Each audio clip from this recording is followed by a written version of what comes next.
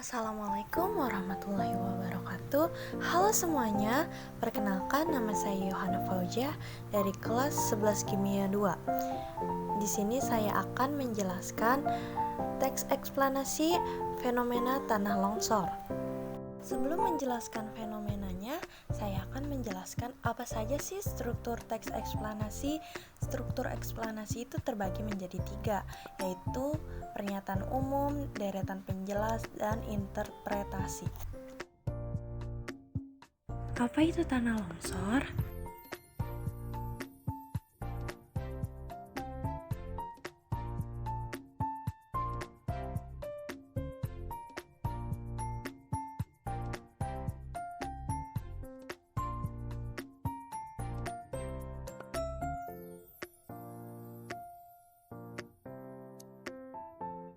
Nah, kalimat apa aja sih yang menjadi pernyataan umum? Untuk pernyataan umum, longsor adalah sebuah peristiwa di mana terjadinya gerakan tanah atau biasa disebut geologi yang terjadi karena adanya pergerakan massa batuan atau tanah dengan berbagai tipe dan jenis seperti jatuhnya bebatuan atau gumpalan besar tanah. Tanah longsor atau amblas secara garis besar bisa terjadi karena 2 faktor, yaitu faktor pendorong dan faktor pemicu. Faktor pendorong merupakan faktor yang mempengaruhi kondisi materi sendiri, sedangkan faktor pemicu adalah faktor penyebab bergeraknya material tersebut. Lalu ada deretan penjelas. Kalimat yang termasuk deretan penjelas yaitu di Indonesia sendiri, peristiwa ini hampir sering terjadi. Kebanyakan disebabkan oleh gempa sehingga menggerakkan lempeng bawah tanah sehingga mengakibatkan elemen atau lempeng bawah permukaan menjadi tergeser sehingga menimbulkan pecahan dan terjadinya longsor.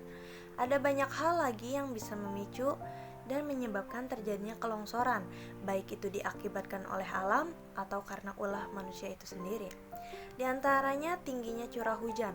Jika musim penghujan dengan durasi lama, maka akan terjadi penguapan air di permukaan tanah dalam jumlah besar. Setelah penguapan, maka akan muncul pori-pori atau rongga tanah.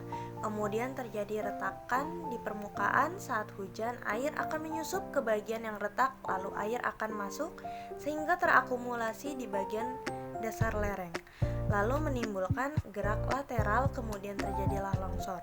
Untuk pencegahan terjadinya longsor bisa dengan menggunakan pohon, karena akar pohon akan banyak membantu dengan cara menyerap air hujan sehingga bisa meminimalisir.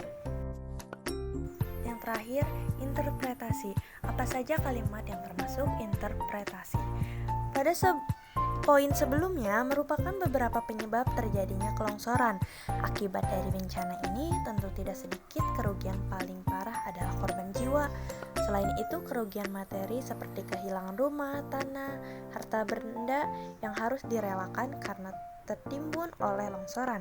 Sangat jarang orang dalam longsor bisa menyelamatkan dirinya karena kecepatan tanah longsor diperkirakan kecepatannya bisa mencapai 100 km per jam, kecepatan yang mustahil untuk lari bagi manusia tanpa peralatan. Selain itu, setelah kejadian pun korban selamat tidak sedikit akan mengalami trauma yang mendalam. Jika mendengar suara bergemuruh besar di dekat kita, maka segeralah lari menuju ke tempat atau wilayah dataran stabil.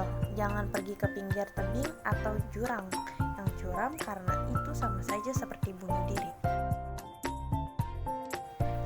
Mungkin segitu saja, kurang lebihnya mohon maaf. Wassalamualaikum warahmatullahi wabarakatuh. Terima kasih semuanya.